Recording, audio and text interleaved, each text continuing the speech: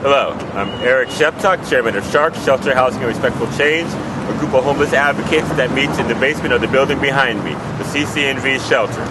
Well, on today, October 31st, 2013, we had the second CCNV Task Force meeting. Councilman Jim Graham came down with various people from DC government and from his office and various homeless service providers. This meeting was open to the public, as are all CCNV Task Force meetings, and there were dozens of homeless people that came into this meeting. I'm actually glad they came out. I'm glad that all of you came out, and I want you to stay involved, and next time you come, bring your friends. We have to increase the involvement and make sure that the homeless community is well aware of what's happening here and how that the city is talking about plans for the building behind me and the 1,350 people in it. So, that said, some new information came out during this meeting.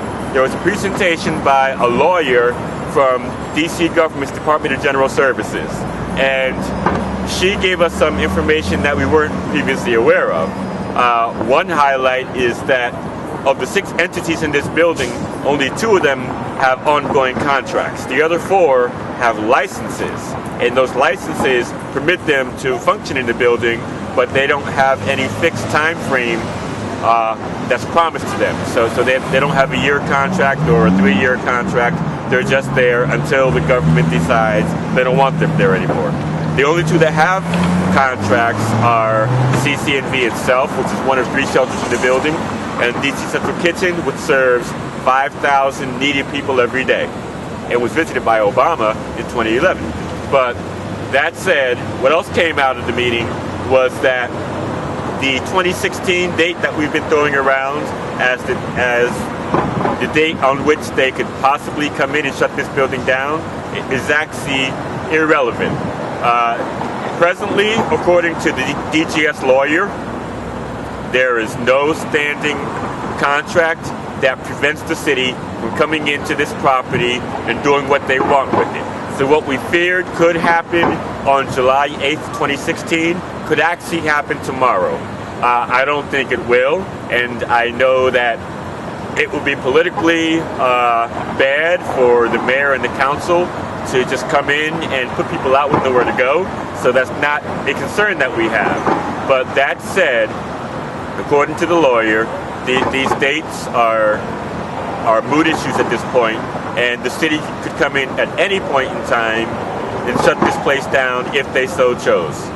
But anyway, what else came out of this meeting was that we formed a subcommittee for community engagement, and that subcommittee is co-chaired by myself and Cheryl Barnes, who is formerly homeless. And our job is going to be to communicate with homeless people both in this building and elsewhere to ensure that they know about the plans that are being discussed and that they're able to give their input. And also, one of the highlights of the meeting was that there was discussion about possibly having all future task force meetings here at CCNV. The director said that would be kind of difficult for him to do with the various obstacles that he has to deal with, but nonetheless, Julia Lightfoot, the director of Clean and Sober Streets, the drug program, which is directly behind me, she actually offered her space for future meetings, and so they could still happen on site, and that means that the homeless community in this building could still be part of those meetings, because it's very difficult for the homeless to get around. Some of them have mobility issues, some just don't have money for the transit system, and so with those being homeless challenges, we want to have all the meetings here if we can, and Julia Lightfoot offered Clean and Sober as a location at which we could do that. And so I'm going to jump right into my role as the co-chair of the Community Engagement Subcommittee, and I'm going to set up a meeting with the homeless people, various meetings, so as to let them know what exactly is being discussed here, because we want their input early on. Thank you.